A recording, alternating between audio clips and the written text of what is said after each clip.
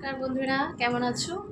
আশা করি সবাই ভালো আছো, সুস্থ আছো। বেঙ্গলি মমস লাইফস্টাইল উইথ দীপার ব্লগে তোমাদের সবাইকে স্বাগত। তো প্রথমত বলে রাখি, আজ মনসা পুজো, তাই সবাইকে হ্যাপি মনসা পুজো। আর তোমাদের কোনো এক ব্লগে বলেছিলাম যে আমার বাড়ির পাশে মনসা মন্দির আছে, খুবই জাগ্রত মন্দির। আর আর আওয়াজও পাচ্ছে হয়তো তোমরা, বাজে না তো বলেছিলাম। আর এটাও বলেছিলাম পুজোর কিছু কিছু কিছু ভিডিও তোমাদের সাথে শেয়ার করব। তো যাবো এখন পুজোতে, দেখি তোমাদের সাথে কতটুকু শেয়ার করতে পারি। আর খুব ভোরেই মা নিয়ে গেছে দুধকলা, তো এখন আমি একাই যাব, মেয়েও ওখানেই আছে, তো যাচ্ছি। সঙ্গে চলো, আমার সাথে কিছু কিছু তোমাদের সাথে শেয়ার করব। দেখে নাও তোমরা মায়েরই অপূর্ব রূপ।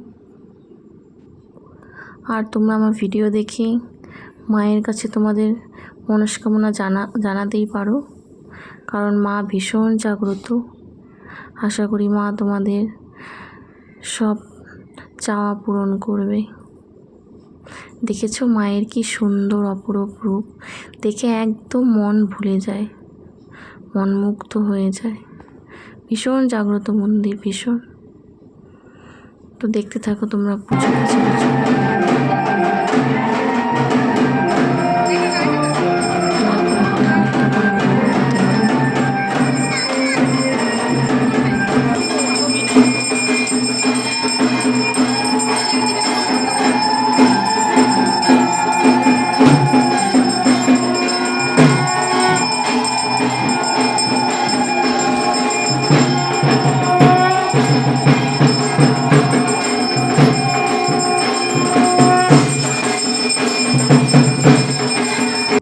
গুড মর্নিং এভরিওয়ান, কেমন আছো তোমরা? আশা করি ভালো আছো, সুস্থ আছো। Bengali moms lifestyle with Dipa ব্লগে তোমাদের সবাইকে স্বাগত। তো কালকে ব্লগটা চালু করেছিলাম, এন্ড করতে পারিনি, ভাবলাম আজকেও কিছু কিছু ভিডিও তোমাদের সাথে শেয়ার করি। এখন মেয়ে উঠে পড়েছে, আজকে সানডে, একটু দেরি করে এখন কাজে যাব। ভাবলাম তার আগে একটু তোমার সাথে গল্প করে নিই। সকালে কিছু কিছু করেছি, বিছানাপাটি পরিষ্কার করেছি, মেয়েও ঘরে শুয়েছিল, ও ঘরে বিছানাপাটি এখনও রয়ে গেছে, কিছুটা উঠিয়েছি, আর কিছুটা এখন পরিষ্কার করবো। হাজব্যান্ড বাজারও চলে গেছে,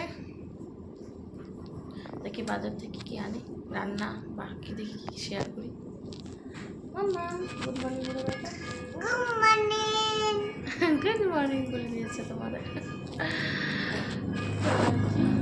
কালকে ভেবেছিলাম বিকেলবেলা যাব, কিন্তু এত বৃষ্টি সন্ধ্যের পরে আর যেতে পারলাম না, ওই না শ্যুটও হলো না। আর এই বৃষ্টির জন্য অনেক রিলেটিভ বাড়িতে নিমন্ত্রণ ছিল, যাওয়া হয়নি। রাত্রেবেলা হাজব্যান্ড একবার প্রসাদ দিয়ে দিচ্ছে এক বাড়ি থেকে, আগের বাড়িতে যাওয়াই হয়নি। ঠিক আছে, ব্লগের সঙ্গে থেকে কাজকর্ম করি। আর দেখি ফ্রিজটাও আজকে একটু পরিষ্কার করার ইচ্ছা আছে, অনেকদিন ধরে করা হয় না। বাড়তি কাজ তো যেন ছুটির দিন ছাড়া অসম্ভব। দেখি করতে থাকি, ঘর ঝাড়বে, দেখতে থাকি ব্লগ। দেখো তোমাদের বলার পরে আগে ফ্রিজটাই পরিষ্কার করতে চালু করলাম। ফ্রিজের যত মনে করো ভেতরে যত কাবার্ডগুলো ছিল সব আমি বের করে সব ধুয়ে নেব আজকে। অন্যান্য হয় কি আমি মুছে নিই, তো আজকে ভাবলাম একদম ঝকাঝক করব, তো সব বের করেছি। আর ফ্রিজে যা ছিল সব বের করে একবারে পরিষ্কার করে নিলাম। তারপরে ধরো কিছুদিন পর পর একটু মুছে নেব, তাহলে আর অতটা নোংরা হবে না। সবসময় তো বের করে একদম পরিষ্কার করা হয় না, মুছে নেই।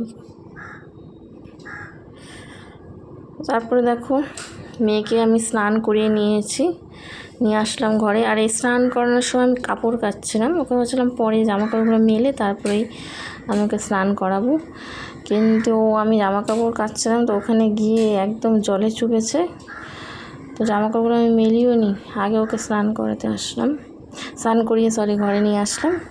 তো তারপরে আমার বান্ধবীর সাথে গল্প করছিলাম, এই দেখো জামা কাপড় চলো নিয়ে যাই মেলার জন্য।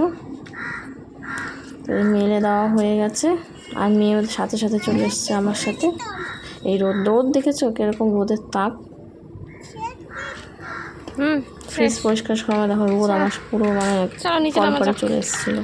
এই দেখো মেয়ে রোদে চলে এসছে। তো চলো নিচে নামা যাক।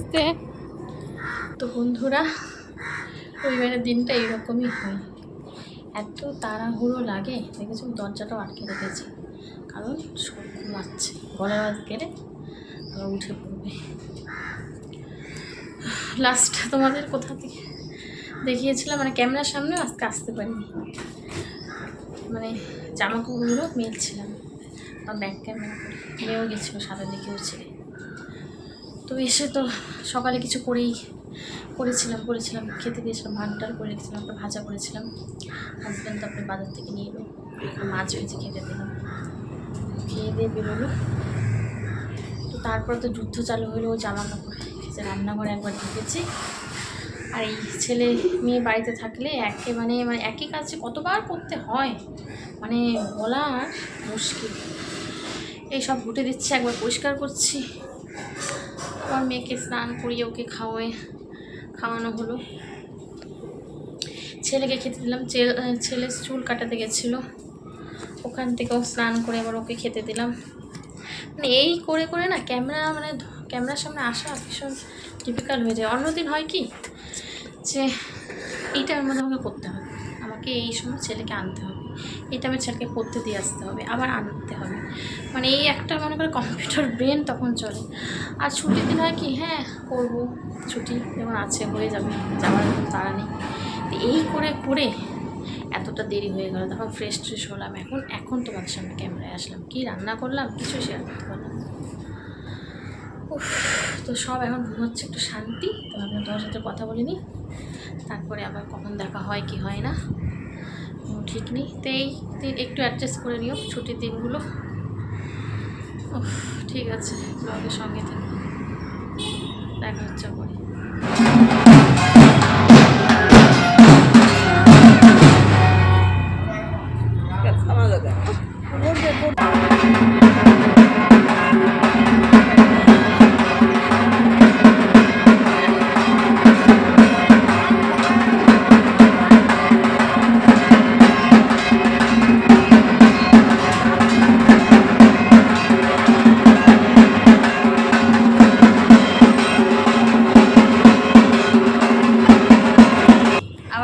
পরে চলে আসলাম তোমাদের সামনে।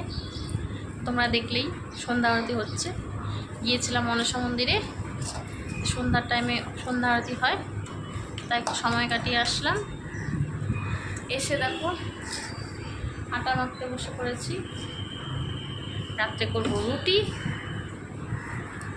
অনেকটা রাতও হয়ে গেল, ছেলে মেয়েকে খাওয়াবো। আবার ছেলে ভাত খাবে বলো, ভাত আছে ভাত ওকে খাইয়ে দিব। আর মেয়েকে দেখি কী বলে, ভাত রুটি একটা খাইয়ে দিব। তো আজকে কালকে চালু করছি, এখনও শেষ করতে পারলাম না। আর পিছনে দেখছো আমার সোফার কাভার, সারাদিন 100 বার পরিষ্কার করবো আর 100 বার অগোছালো হবে। এই করেই চলছে জীবন আমার। High high high high high. তো ব্লগটা আর বাড়াবো না, আজকে শেষ করে দিই, আর সকাল থেকে আবার দেখা হবে। তো গুড নাইট, ভালো থেকো, সুস্থ থেকো। আজ ব্লগটা কেমন লাগলো জানিও, ভালো লাগলো অবশ্যই লাইক কমেন্ট শেয়ার করে দিও।